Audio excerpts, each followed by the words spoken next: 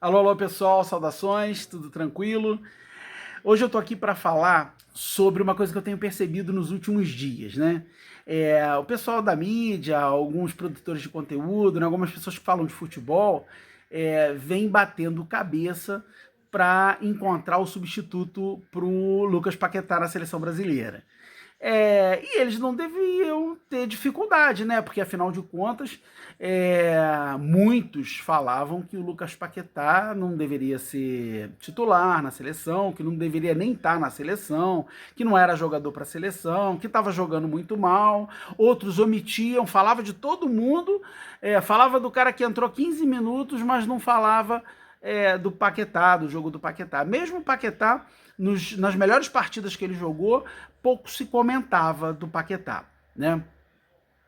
E aí eu explico por que da dificuldade de encontrar o substituto agora para o Lucas Paquetá com aqueles dentro daqueles jogadores que nós temos na seleção brasileira. Mesmo a gente tendo grandes jogadores.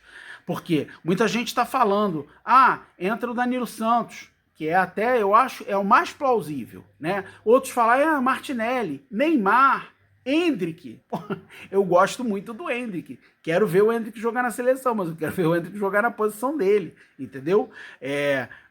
Pessoa que entende minimamente de futebol sabe que o Endrick não vai fazer a função do Paquetá, entendeu? E realmente não é uma situação fácil.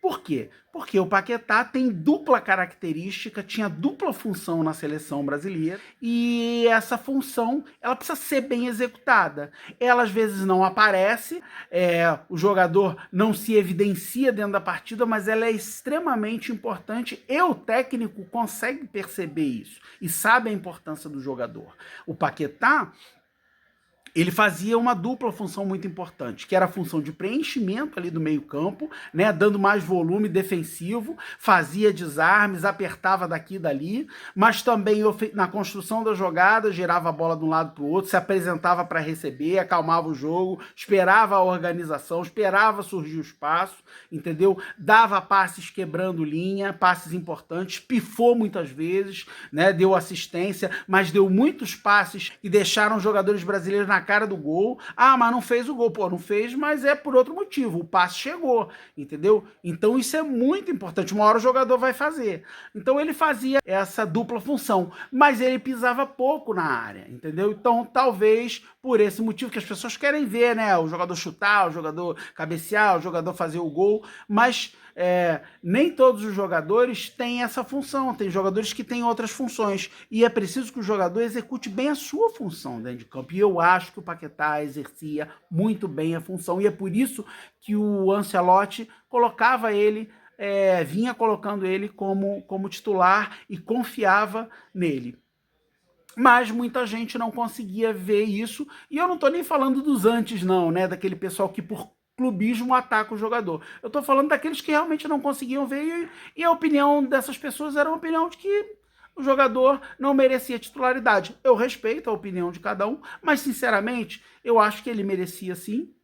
É uma pena que ele se machucou, e está evidente de que as tarefas, as funções que ele executava dentro da seleção são funções tão específicas e que ele executava tão bem que agora existe um debate, as pessoas estão batendo cabeça para ver quem é que vai substituir o Lucas Paquetá. Neymar é um grande jogador, mas ele construiria talvez muito mais, né? Quebraria muito mais linhas, né? Às vezes puxaria 2, 3 marcadores e abriria espaço, mas em compensação a parte defensiva, a parte de preenchimento defensivo no meio campo, ele não ia conseguir.